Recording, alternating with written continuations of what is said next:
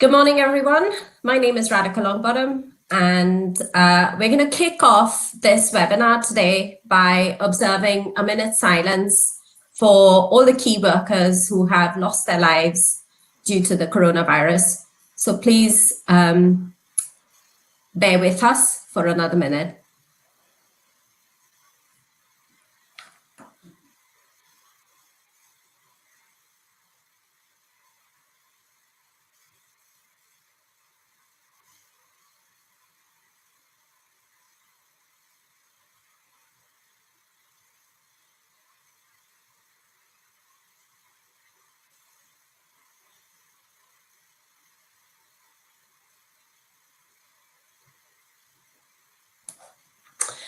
Right, so welcome again, and thank you very much for registering for our webinar today on Queen Sport. I'm here with my colleagues, Raymond Miller, who is our NI Recruitment Officer. Hello, everyone. You're very welcome. And I'm also here with Karl Oakes, who is the Deputy Director of Queen Sport. And over to Karl. Hello, thanks Radhika, thanks Ray. Okay. So, just like to start. Oh, sorry, Raymond. Sorry, yeah. Just before we start, I just want to welcome everybody, and just thank you all very much for joining us here. I know it's lovely weather out there, and there's probably lots of things you would want to be doing, but we're really glad that you've chosen to join us here today. In a moment, I'll hand over to Karl, but I just want to make you aware of a couple of things. So, during this webinar, obviously, Karl is going to speak to you about everything involved in Queen Sport, and that will last around 20 to 25 minutes. After that, there will be a period where you can ask some questions. So at that stage, we will enable the chat box on the right-hand side, and you can ask some questions to myself and Karl. And also, just to make you aware, throughout Karl's presentation, there will be a number of polls will pop up on your screen. So it just gives us a wee bit more information about your interests and the areas of sport that you're interested in. So if you could complete those, that would be really helpful. Before I hand over to Karl, as Radhika has mentioned, he is the Deputy Head of Queen Sport. He used to work as the Performance Sports Manager, and he is a keen gym goer, so he is in a perfect position to answer any queries and questions that you might have. So thank you very much, and I'll just hand over to you, Karl. Okay, thanks Raymond.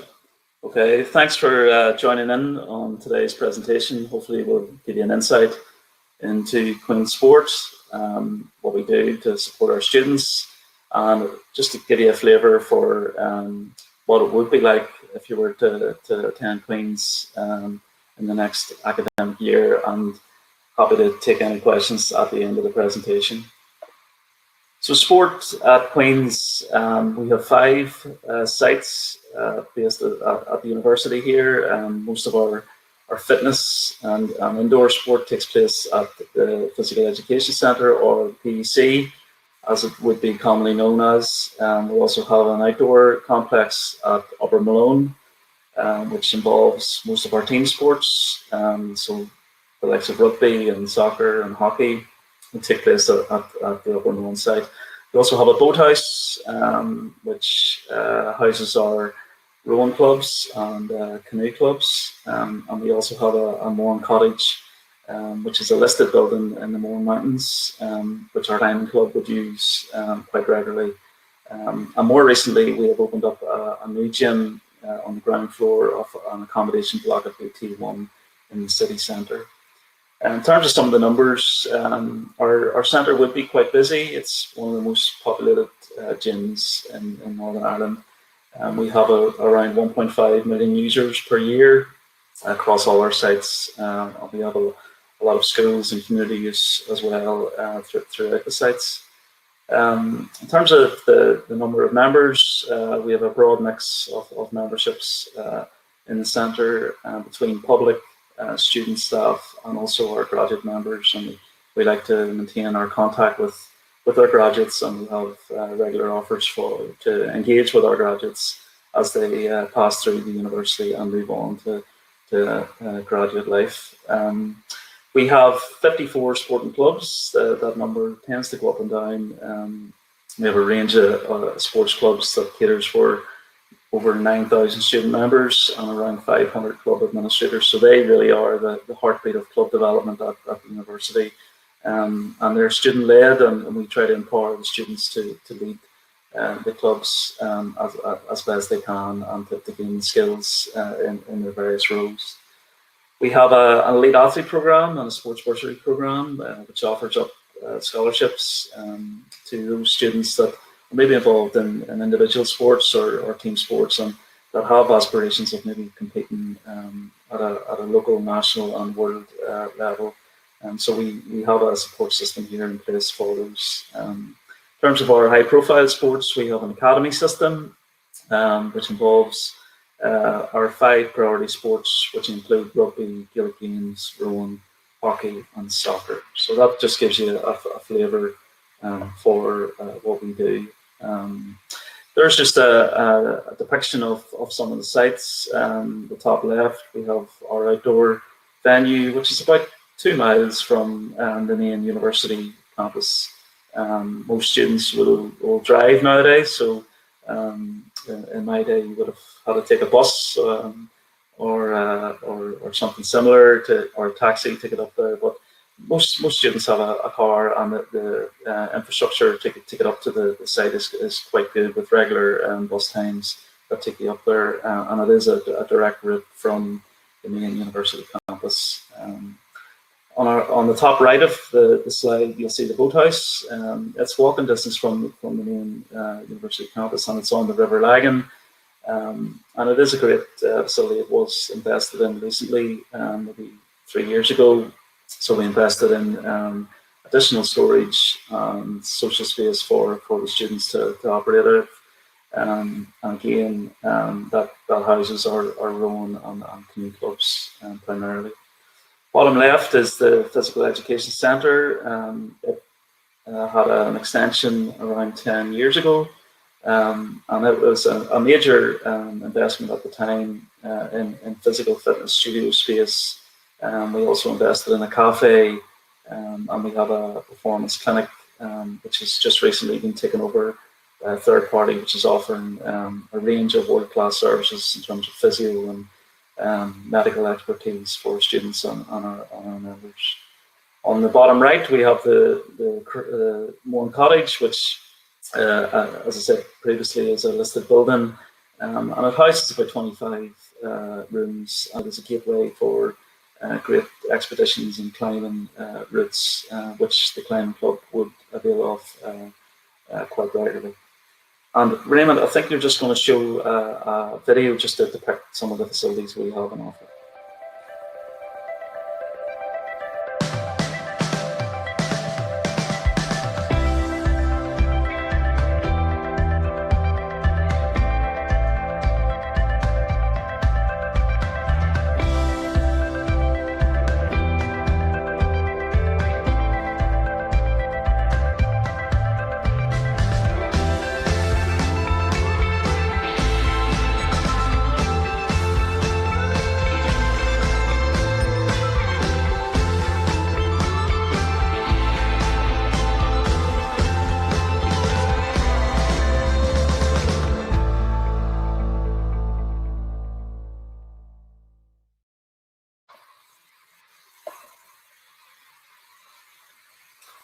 Okay, so hopefully that'll give you just a feel for some of the facilities that we have to offer. The Upper Malone site was invested in about 5 or 6 years ago, and it really transformed that site. So we built a new social club and gym at the outdoor complex. And more recently, we invested in a gym at the accommodation block at BT1, and that provides an exceptional space for students that are living in accommodation to use up-to-date equipment supplied by our key partner, Technogym. And it also has virtual classes, and our fitness instructors would deliver a daily program of classes and courses that all of our accommodation students can avail of. So you should check that one out. In terms of the membership itself of Queen's Sport and associated facilities, we have a range of highly competitive membership packages, and that's peak and off peak, and I'll discuss what those are later in the presentation. So there's hopefully there would be something there to appeals to your academic course or your social life, or whatever suits you best. Hopefully there is a product there that can suit your needs as you want to embark on a student sport journey. In relation to the accommodation, so we have a partnership with our colleagues in accommodation. So all accommodation students at Queen's, we get an automatic off-peak membership of the gym here at Queen's Sport. So that slide just outlines some of the benefits of that. So you would get access to not only the gym at BT1, you would also get access at the gym at the PEC as well.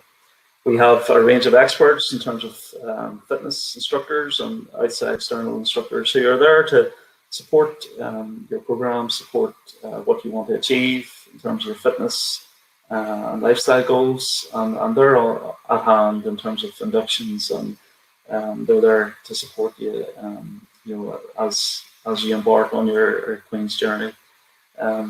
We have a range of fitness and classes. We have in excess of 90 plus classes and courses throughout the year. And again, they vary from, as outlined there, yoga, Pilates, there's martial arts, there's dance. So there's hopefully a range of activities there that might appeal to you. We also have a 25-meter swimming pool at the Queen's PEC, and that includes a diving pool, and it's a great facility in terms of school access and school galas as well. We have a number of racket sports available and climbing at the Queen's PEC, and we also have a new partnership with Kingsbridge in terms of the clinic, and they'll offer sports massage, physiotherapy, nutrition advice, and there's some of the benefits that will complement Queen's Sport membership.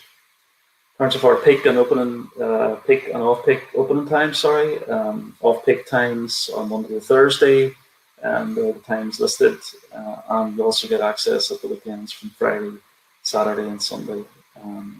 So that gives you an idea of the specifics around the membership, our opening times. They're all set up to support your academic. We appreciate that a lot of courses are during the day and 9 to 5. But hopefully, our program will support the academic offer as well. Moving on to more club development and club sport and our active campus program. So we're part of a healthy campus framework at the university, and that's really kicked off over recent years to support staff and student well-being. Recent research would tell you that students that are involved in regular physical activity perform better, are more employable, and enjoy better mental well-being. So hopefully being involved in sport in whatever aspect, whether it be club sport or just part of the gym or fitness or volunteering, hopefully you will get something out of it, and that will make you a more employment ready student, and will improve your overall mental, physical, emotional well-being. So we have a number of programs within Active Campus. You see the hashtags there: Active Fitness, Active Lifestyles, Active Clubs. So Active Fitness, again, that goes through your class and course program, and there's a range of those, and we adapt those so they're seasonal. So there'll be a summer program, there'll be an autumn one, a winter one, spring one, and we would adapt, and we keep our ear to the ground on what the current trends are in terms of fitness, and we try to stay ahead of the curve in terms of delivering world-class fitness instruction, tapping into the best and the greatest expertise that we can get our hands on. Active lifestyles, so that's more deliberate, structured lifestyle programs. So we have a number of programs that are there to help you. If it's it's your first time getting involved in sport, there's programs that are, for instance, the Pitch to 5K is a great program that encourages people just to get active if they haven't really got active before. We also run Park Run every Saturday morning. I'm sure most of you are aware of Park Run, which is a global phenomenon now, and we were the first university on these shores to launch Park Run within the university grounds. So that takes place at our Upper Moon site. We also have a number of leagues, 5-a-side. We have rugby leagues and things like nutritious and mindfulness workshops as well through our active lifestyle program. And then moving on to active clubs. Clubs are again lifeblood of club development, and we have a vibrant club scene here at the university. So there's a number of volunteering opportunities. We're involved in a program called Degree Plus, which sort of accreditates people that are involved in clubs to latch on to their degree once you finish your time here at Queen's. We also have a number of programs through our national governing bodies. So the big ones around Queen's Weekly Rugby, through the RFU, Ulster Council for GA, and the IFA for soccer. We also have a number of outreach, performance and recognition programs as part of the Active Clubs program. That's just some posters that complement some of the fitness programs. So our design team in the centre just create the programs as we design the program for the various initiatives. So that's the Evolve Winter Program, which is a deliberate 8-week program. And again, it's a range of abilities that are involved in that program. We also have yoga on various levels, from beginner right up to expert level within yoga. That's a picture of our 5K. So we run an annual 5K race. Probably the reason I'm showing you that is that, again, that event is club-led. So we empower the students to get involved from an event management point of view. And there's about 1,000+ runners in that every year, and it's supported by the local council. We close off the roads, and that's a great event that demonstrates how important our clubs are in delivering events, and we're there to support and empower the students to get involved, and that'll stay with those students throughout their career in terms of developing those skills, lifelong skills that we hope to provide all our students, not only in their academic environment, but also to support them in terms of the softer skills and being better communicators, better leaders, better organisers, and hopefully there will be something there that can help you develop those skills as you go through. In relation to student sport, just some key figures around that. So again, just reiterating, 500 club officers, 55 clubs, 9,000 students involved in clubs and societies. And we do that in partnership with our colleagues in the Students' Union, who have a vibrant student union scene. So there's loads of initiatives that students can get involved in through the Students' Union. Within our clubs, so we have a tiered system within club development. So the participation clubs that are there to support students just getting active, and probably more social sport than competitive. And then within that, we appreciate that there are clubs that operate in a more competitive area, and we would describe those as performance clubs. And overarching between all of this is well-being and encouraging people to get involved, no matter what ability or no matter what level. And hopefully there will be something there for students to get involved in. I just want to show a video, Raymond, of student participation. The Participation Sport programme at Queen's aims to get students and staff at all levels involved in forms of physical activity, social sport and fitness here at Queen's.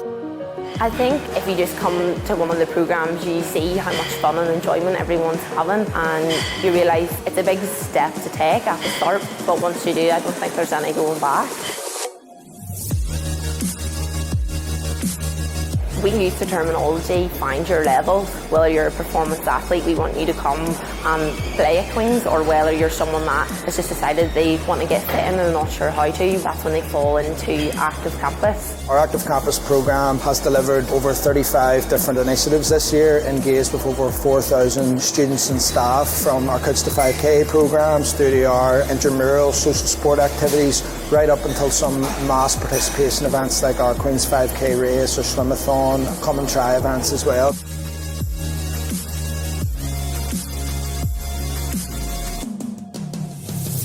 This new investment in facilities at BT1 have given us all a drive to work better and closer together, along with our colleagues in accommodation, with the Students' Union, student wellbeing teams, to really create a truly active campus. We're delighted with our facilities down here in BT1. It's been great feedback from the students. They can access these world-class facilities on their doorstep.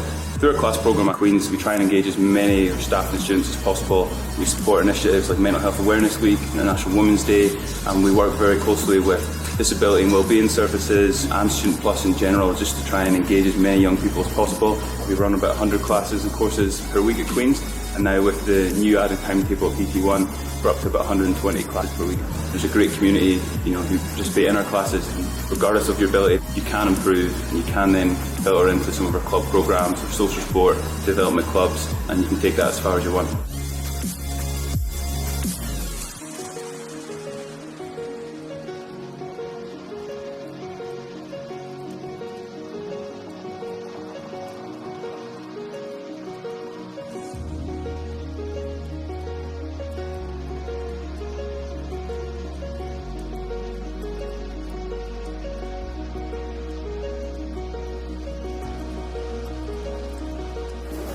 Sport has a real positive role to play in opening our arms out to welcome everyone, no matter what background, to Queen's.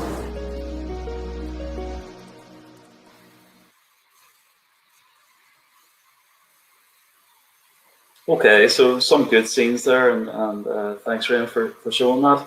Just moving into performance sport now, and go back on the previous slides of the scholarship programme. So we have a range of scholarships that have been built up over recent years, and that follows the Elite Athlete Programme, the Academy Scholarship Programme, and also the Bursary Scheme. So just to explain the difference between each of the schemes.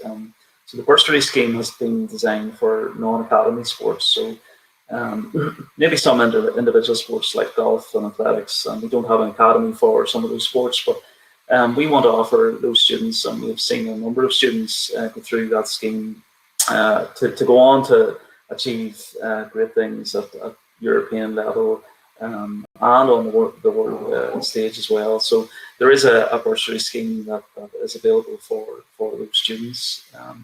The Academy scholarships, again, there's over 100 scholarships available, and they're there not only to provide financial assistance, but also to provide some support and services to our students by way of coaching or medical expertise or strength and conditioning. And you will find a lot of universities have developed these programs to go beyond just offering up facilities and financial rewards to our students.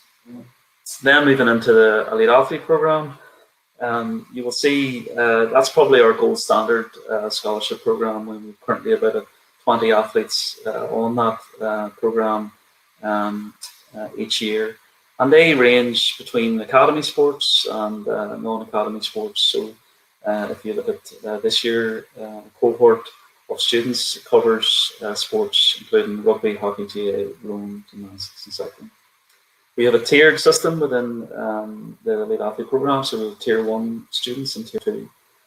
Tier 1 students would cover everything up to 5K for students attending. So it is a highly competitive market out there to attract students, and we believe our programs are world class, and we have world class people involved in supporting the students to achieve their goals.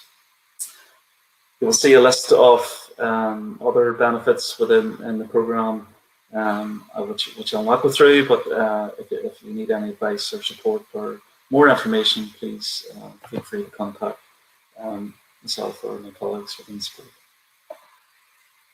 Just looking at the 5 sporting academies, again, these are our high priority sports. We have a lot of support from the governing bodies of these sports. They would be perceived as being the top sports on this island.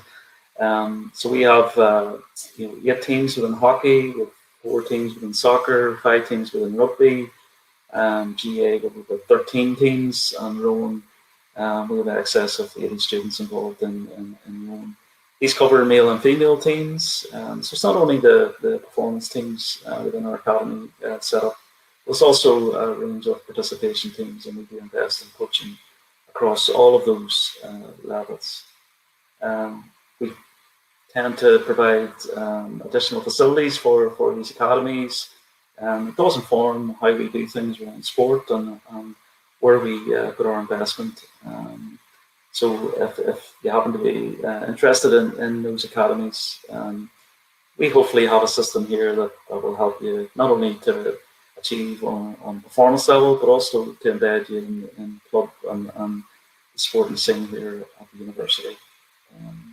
So I think Raymond's going to just show a quick video on the academy system here.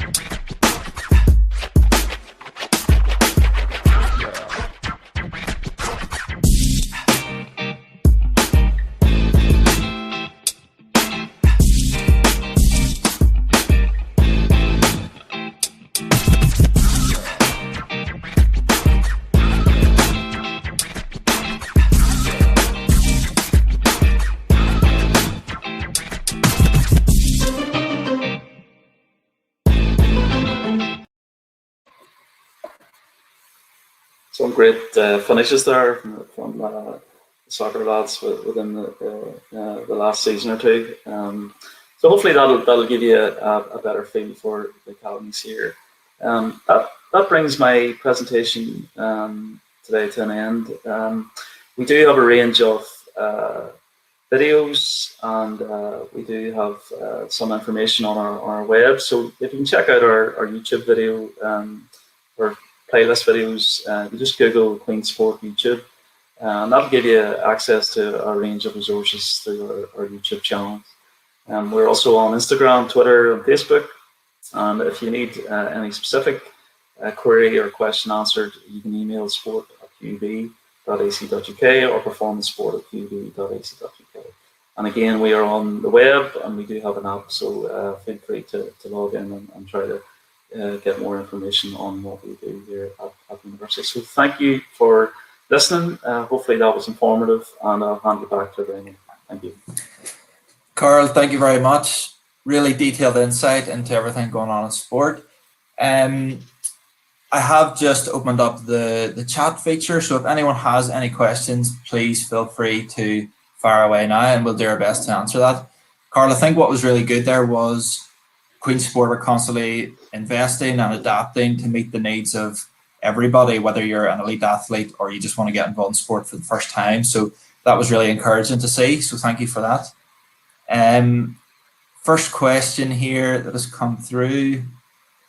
What are Queen Sport currently doing to support students during lockdown? And is this likely to continue into September? Okay, well, Firstly, I would be a brave person to put a time frame on when we will return to some degree of normality. I suppose, like everybody, we have tried to use our expertise at hand to support our students and our clubs during the lockdown. So I think we ended up creating an online resource pack from the end of March, mainly through YouTube and Facebook, to support our students. So that covers a range of areas, not only in fitness and physical fitness, but also there's some examples of what we do around mindfulness and mental health and relaxation and meditation. And that probably gives you an insight and a window into the types of support and expertise that we do have here at the university. So we're blessed with, I'm sure all universities say they're working with great people, but we are blessed with having some great expertise within sport, within participation, and within performance sport. So we've built up, an arsenal of resources there for our students to tap into. We do have regular contact with our student athletes. So we have a mentor assigned to our athletes who does check in, and probably now it's more than ever is the need to try and engage and communicate with our students. So we do have a number of interventions and interactions with our students ongoingly. It's a different, it's a different time here in terms of what we're faced with. So we've adapted quite well, and with the digital age, we've sort of embraced most of the social media platforms and the various web-based platforms to engage with our students. So hopefully there is something there that might benefit prospective students as well in terms of what resources we have. Really good. Questions are coming in thick and fast here, Karl. So hopefully some will be easier to answer than others. Yeah. Are all the teams in the sporting academies included in the development programs? I.e., if you're in the bottom hockey team, would you still get the benefits of being part of the academy? Great question there. Yeah. So the academy is there for all the members of that particular sport. So we indeed invest in performance and performance teams. But if you take an example of hockey, so we would have our first and seconds teams within the women's and men's game, who would be classed as our performance teams, and we would invest more in coaching for those teams. But we also invest in coaching right throughout the club. So if you're in the fourth, so the fifths, you still will get the benefit of not only if you take a sport like hockey, we invested in a world-class international hockey pitch just last year. Unfortunately, we haven't really seen the benefit of that because we literally just opened it. So we did invest over $1 million, and that facility will benefit not only the students at the performance end, but also the students that are involved in all teams within in that particular academy, and the same for the other academy sports there as well. I was lucky enough to play on that pitch just before lockdown, so I can vouch it's an amazing facility. Yeah. Another question here: is horse riding one of the sports that you would actively support? Yeah, we do have an equestrian club here. Unfortunately, we don't have stables now. Not at the university. Although I'm sure many students would love to be rampaging through the university on horse and jumping over things. So we do have a vibrant equestrian club. Some of the students have availed of the bursary scheme, and they have went on to represent Ireland in equestrian, and we were able to support them through the bursary scheme.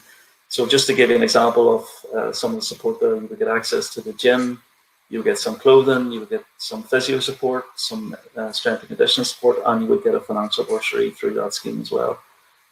So that's probably the level of support there specifically to equestrian. But we also work with our colleagues in the Students' Union who deliver support and training for those students and administrators that are involved in that club as well. Perfect. I'm yet to myself to see any students arriving in lectures on horseback, but you never know. Within academies such as hockey, are there different teams such as first 11 downwards? So you have covered that. But yeah, so in terms of hockey specifically, how many teams are on each side? Yeah, so across the academy sports, we have about 35 teams. So if you multiply that out, you could be talking 400, 500 students involved in academy sports. Within hockey, we have 5 women's teams and we have 2 men's teams. I think we did have 3. So that sort of goes up and down between what leagues there are, how many numbers are coming in. So I think hockey is probably a good example of the academy structure here and how that has helped the team in terms of numbers and people participating in that sport. So, for example, 10 years ago we had 1 hockey team, and now we have 8 or 7 or 8. So that just demonstrates the academy system and how it's worked. Perfect. The next question: how far away is the nearest Queen's gym to beat Elms BT9? So obviously that's the PEC. That one is about a 10-minute walk away from Elms BT9. So you've got an amazing state-of-the-art facility right next door to your accommodation. Yeah, just on that, Raymond. Yes, so in terms of the fitness offer, we do have a performance gym at our outdoor venue, which is designed solely for our student scholars. And so that's at the venue 2 miles from the main university campus. As you said, within the BT9, it's a 10-minute walk to the PEC, and then the BT1 facility in the city centre. So we probably have all the areas covered there within walking distance or driving distance where you're heading to. Brilliant. A query here just from somebody who presumably has made an application for the Elite Athlete Programme. They're just asking when they're likely to hear back about the EAP application. Yeah, so the window for Elite Athlete applications closed, I think, on the 10th of April. So my colleagues in sport are going through a shortlisting process at present. It's a bit more challenging doing it remotely because there are interviews involved in that process. So they're in the process of going through the shortlist for applications, and we'll be writing out to all those students that have applied for the programme. I suppose the Elite Athlete Programme runs on a deadline, although if you are a prospective student and maybe things have changed from your sporting career and maybe you've achieved something outstanding that's beyond the deadline, we're happy to accept some correspondence to engage with you to see if there are if there is support available for you. We may not fill all our places every year, so there may be scope and room for students to apply with. Super. The next one: are you eligible for a sports bursary if you have represented Northern Ireland at national level in trampolining?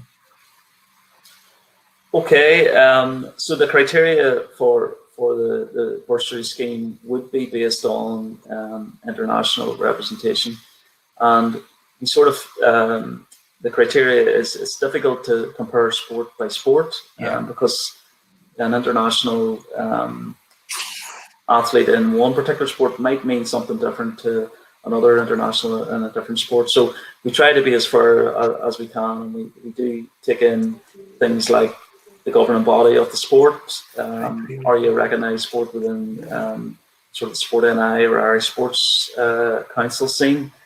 So we do weigh these things up. So we look at how competitive the competition is, how many people compete in that competition specifically. So we'll take all those in. So I can't really give you a yes or a no. I suppose the criteria does tweak a wee bit year on year. But if there's if it's a high enough standard, there's enough places, we will do everything in our power to try and support our students. Great. You probably have already answered this question in the answer you've just given, but the question is, what sort of level should you be playing at to apply for a sports scholarship? So again, that's going to vary from sport to sport, presumably. Yeah. So again, we look at sort of national success, that could mean underage schools, under 21, senior, and again it goes sport by sport. So you could have an exceptional 19-year-old gymnast who is competing at the world stage. For an example, one of the elite athlete program athletes is a gymnast and has competed at the Commonwealth Games at senior level, although they would still be in the, sort of the under 21, under 23 bracket. So it is varied, and the panel weighs everything up year on year. Perfect. We have a couple of queries about specific sports, but before we move on to them, there's one more just about the scholarships. So just to wrap up those, it just asks, can we sign up for the Academy Scholarship now, or is it only open in September? It is open, I think, in August this year. Now, some of those dates, historically, the Academy program would open up in August for students to apply for. So if you have a firm offer and you will be attending Queen's, we would encourage you to apply. I probably wouldn't apply unless you had those those things in place. Sure. Although things may change, postgraduate students may not decide they're coming to Queen's probably later on in the year, and there is a window there for students to apply up until the end of September. So there is that 2-month window there, and I know a lot can change in terms of offers, and more so now than ever before in terms of uncertainty around offers and places. But we'd encourage you to apply if you have a firm offer or you are going to be attending things. We would encourage you to apply in August. Thanks. A couple of queries about volleyball, just asking, is it offered at Queen's? I know there definitely is a volleyball. And then another query about badminton and the involvement of Queen's with the badminton club. Yeah, volleyball, we have a men's ladies team. We have coaches in place for volleyball. I think a lot of the students that go through volleyball would go on to compete for Northern Ireland, and I know some have moved on to another version of the sport in beach volleyball, and some of the students have done quite well in that discipline of the sport. So there is a good vibrant club there at Queen's for both male and female students. In terms of badminton, it would be one of our most attended sports at Queen's. The numbers are huge every year. So at the sign up in September, October, I know it is one of the clubs that would get an extra 150 up to 200 members. Really popular. Listed. Yeah, and we do have big halls within the physical education centre, and we have room to set up for, I think it's 12 badminton courts, and you would see on a night of training as many as 10 to 12 courts in operation. So it is a vibrant club as well, and they do compete in varsities in Ireland. Brilliant. A couple of really good questions here. One is, do Queen's have days or afternoons where there are no lectures and sport is encouraged instead? So historically, in a lot of universities, that would have been a Wednesday afternoon. Is that something that's encouraged in Queen's? Yeah, well, not to give away my age, but when I was attending Queen's many years ago, Wednesday was always sacrosanct, so it was left alone, and it was your sport and activity day. Things have sort of moved slightly on that, so you would get a lot more activity at night time. So there's been investment in floodlights. Coach availability is more towards the evening time, and that's coupled with maybe more demands on some of the academic courses that probably have crept into that Wednesday afternoon. If you want my personal view on it, I don't think having a Wednesday afternoon for sport is the silver bullet in terms of creating space in the week. I believe that courses need to start to look at how to manage their day in terms of getting the blend right between academia between lifestyle and we've seen the benefits more so now than ever of getting out, getting active. It's good for your physical health, emotional well-being, and mental health as well. So, I would, to be honest, if I was running a sports centre and everyone had a Wednesday afternoon off, so we had 9,000 club members coming in looking for sport, we wouldn't be able to cope with that. So, in my day it was, but now I think it's a more blended approach. I'm trying to incorporate that into the daily academic timetable. Brilliant. Love this question. If you have a coaching qualification, are there opportunities to coach at Queen's? Yeah. So again, going back to the sort of the pathway between our performance and participation sports, we do invest in coaching ourselves. We do encourage our students to get involved in coaching. I know some of the rugby students from the men's team would be trying to upskill themselves and be involved in the ladies coaching. And so we do encourage that, and we do also invest in training education. So we have launched a new leadership program, and that's targeting our more of our head coaches. So my colleague Aidan, who's the performance manager, has developed a program with the Leadership Institute and how to develop and get leadership accreditation that goes alongside their sports coaching as well. So there's a range of opportunities. You can get involved in more of the social end of things, semi-competitive sports, but also the performance end as well. And we do have a lot of training and education in place. Brilliant. A couple of questions kind of tie together. One, it says for 2021 entry or further, should they look at sport before coming or just leave it until they arrive at university?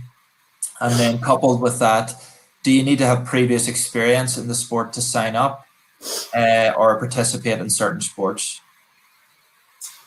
So the 2021 entry, should I look at sport before coming or just leave it until? I think most of the clubs have an email address. So the good thing is that the email address stays the same every year.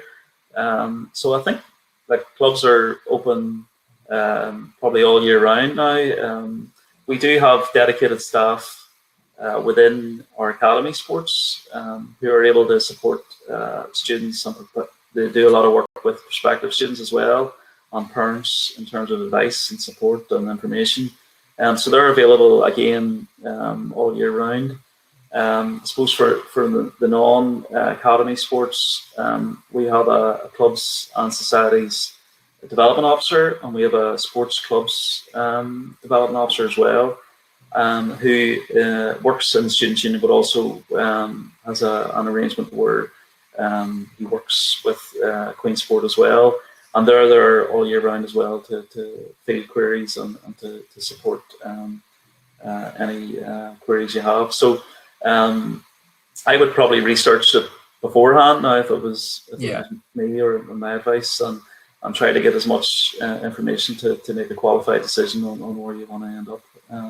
So that was the first question, Ray. The second one was just about, do you need to have any previous experience to sign up for certain sports? That's a good question. Again, all the sign-ups primarily would take place at the Freshers' Fair, which is at the beginning of the year, and the clubs have a display and an offering which most universities have. I think the Student Union have moved to a more online sign-up system, which is good in one way, but you lose that sort of face-to-face contact for answering those types of queries. More technical sports, I'll give you an example of maybe canoeing.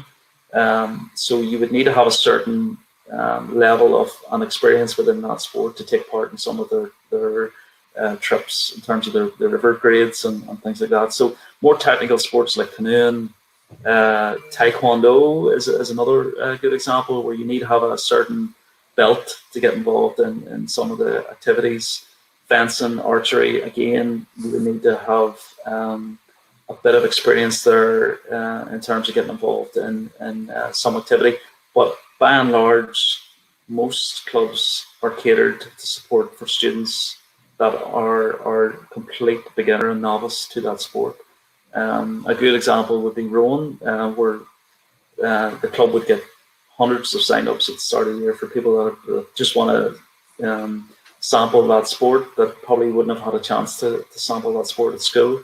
And they're complete novices, and they do have specific programs for those novice students as well. So most of the clubs are okay. Although I did try to get into boat one day, and it's harder than it seems. So you might get embarrassed if you just rock up and think you can be the next stage recreator. You know, so. And I suppose just to follow on from that, Karl, if anyone had a specific sport in mind that they wanted to know what the sort of criteria was to enter, you can contact the club now. With that, you know, they all have email addresses that you can make contact with them. Yeah. Perfect. Next question. If you have to travel for competitions, how does the university deal with that, and how do they react to that if you have to miss any classes? That's another great question. So we do have academic flexibility built into our elite athlete program, academy program, and sports bursary program. So if you're on a scholarship of any of those, you do qualify for academic flexibility, but it doesn't give you a license to miss class. So we would encourage students actually not to use it. We would encourage students to manage themselves better, to try and manage their time. It's not a license to get extension on to deadlines around assignments or to move exams. Now, some students have used it for that purpose, but it's been unavoidable in terms of competing for their sport. There is an exceptional circumstance around some of the sports that land on a class time, and there's a alternative route to apply for that through the Students' Union. So say your intervarsity happens to be on a Friday and it's in Dublin, and it clashes with a labs or a class or a course. There are examples of exceptional circumstances where you can apply for that, and by and large, most of the academics and director of education would be supportive of our students competing for the Queen's and representing the university and themselves. Brilliant. Do the men's boat club and the ladies boat club train together? Good question. I think there are times in the program where they do train together. So more at the start of the season, the off season would be around the autumn time. There would be a lot of land training for rowing. So there would be a lot of erg training inside. We do have a studio there for our rowers, so a dedicated space, and you would get a mix of male and female training. Now, when you get into sort of more of the cruise and the specific events, you will get crews training together, and there wouldn't be a sort of mixed events within rowing, as far as I'm aware. And we have dedicated coaches for each of the crews within the men's and the women's team. So we would have beginner, intermediate, and senior coaches across men's and women's. So there'll be occasions where there'll be gym work together, there'll be fitness classes, there'll be circuits together. But if you're getting into more crew boats and selections, it would be you train with your crew.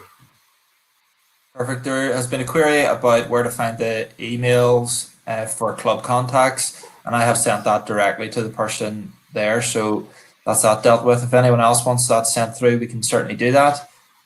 Next question, for the academy sports, is there a formal selection process for each team, or do the committee members watch the first few sessions and pick from there?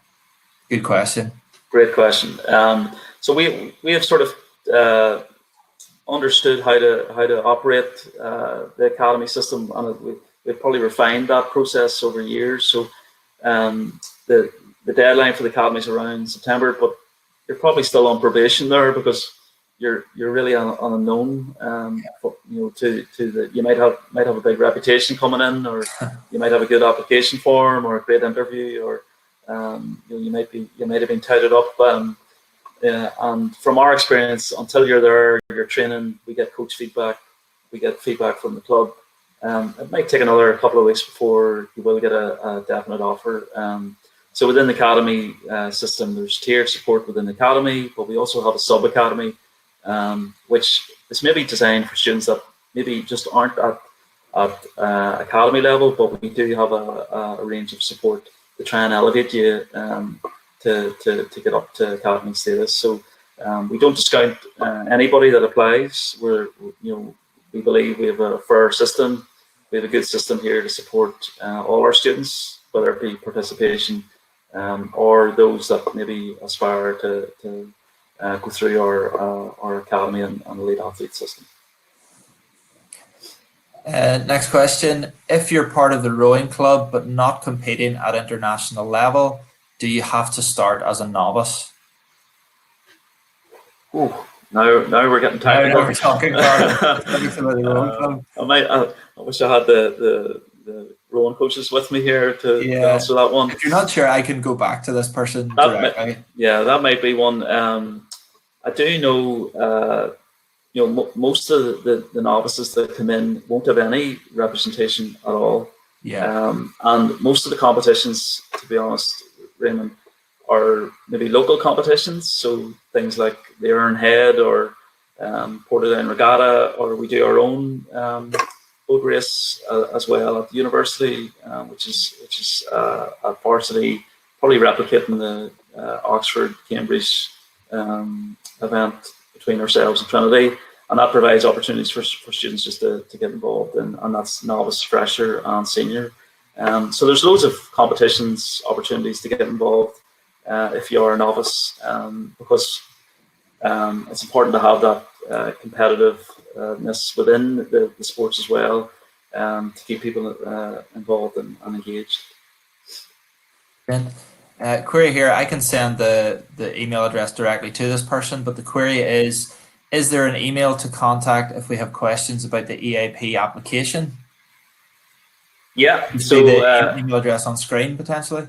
Yeah, there's two of those emails will work. Probably the second one there, performancesport@QED, will be picked up. We have a performance manager and a performance assistant who will be able to answer your queries as they come in. So that's the best one to use for that. Okay, next question. In your opinion, if you're a postgraduate student on a one-year course, would it limit your opportunity to make the top tier teams? Not at all. An example would be there's a rower who came in as a postgraduate student from Edinburgh, I think last year, who went straight into the elite athlete program. Obviously, the students competed at a high level in their undergraduate study, but they came in straight as a postgraduate student, and we would get some postgraduate students coming into the academy system as well, who just maybe have done a course in Ireland or GB before, but we wouldn't discriminate against a postgraduate student coming in as long as they have the relevant experience and qualifications at undergraduate level.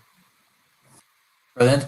Karl, that seems to be all the questions at the moment, but so thank you very much for that. We're kind of putting you on the spot, but you managed to answer those all brilliantly. We've actually reached the end of our time, folks that are still with us, and we will go back through the questions to make sure we haven't missed anything.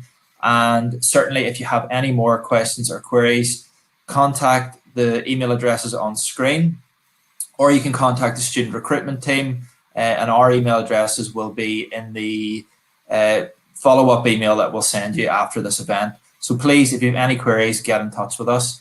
And just before I hand over to Radhika, hopefully we will see you all in Queen's very soon. And thank you very much again, Karl. Okay, thank you. Enjoyed it.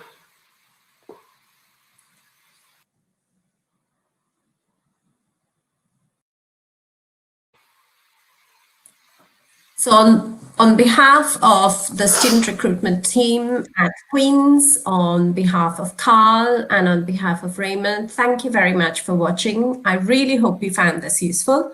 And I'm literally going to finish off by saying that we have a number of other sort of student live programs and webinars that we have put together. So it's a series of webinars. The next one is on Thursday at 11 o'clock, and we will be looking at accommodation that is designed to suit the needs of students wishing to study at Queen's University of Belfast.